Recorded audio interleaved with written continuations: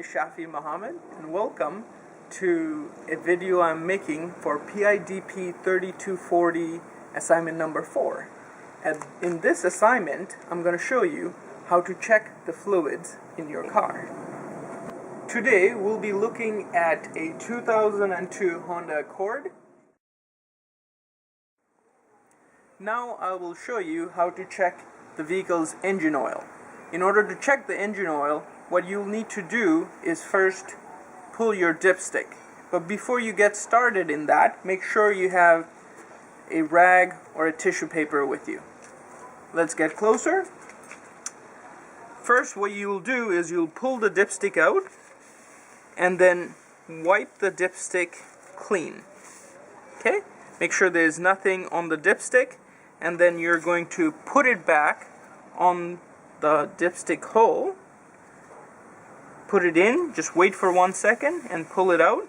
This time you're not going to wipe it. And then you're going to take a look at where the oil level is. Currently you can see the oil should be in between the lower mark and the high mark. Right now you can see it's a little bit below the low mark, so we need to add a little bit of engine oil. In this vehicle uses a SAE 5W20 engine oil. So if we need to add engine oil to this vehicle, we should only use a SAE 5W20 engine oil. On the vehicle's oil cap, engine oil cap, you can see it says it requires 5W20 oil. If the vehicle doesn't have it in writing on the engine oil cap, you should consult your vehicle's owner's manual for what kind of oil to. So now I'm going to show you how to check the vehicle's engine coolant. On this vehicle, we have two places where you can check the coolant. One place is, this is the radiator that holds most of the vehicle's coolant, and there's also a tank on the side which is a reservoir for the cooling system. So first we'll check the reservoir to make sure it has enough coolant. This reservoir has two marks. Right here on the top there's one mark, and there's another mark on the bottom. The top mark is full mark and the bottom one is the low mark.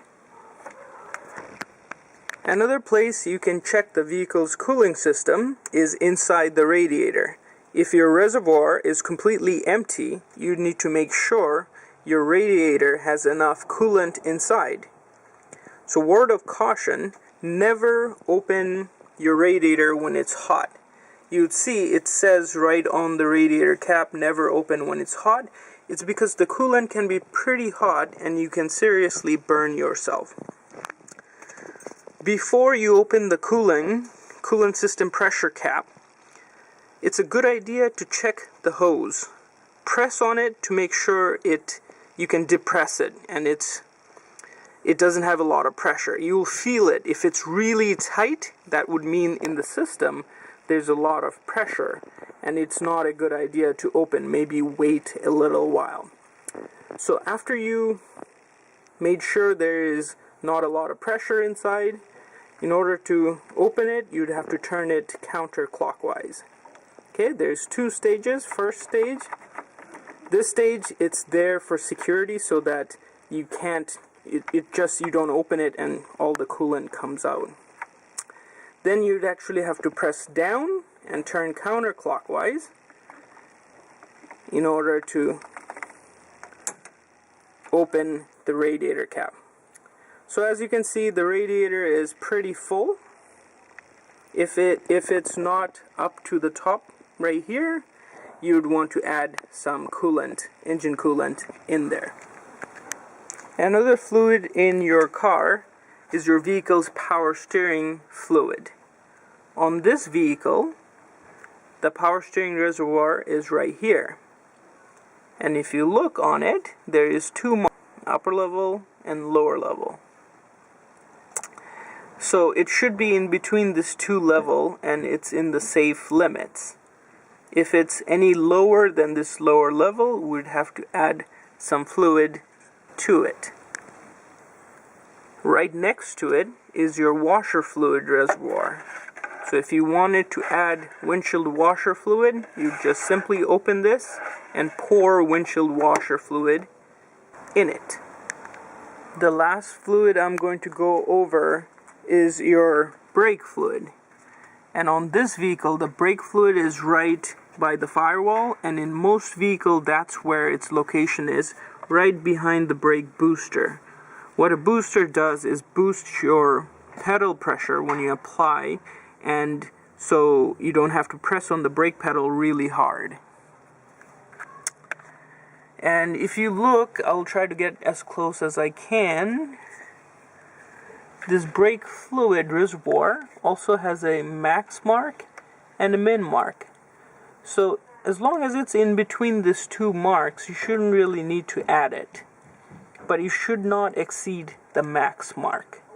The brake fluid doesn't dissipate or anything, so you shouldn't have to add it.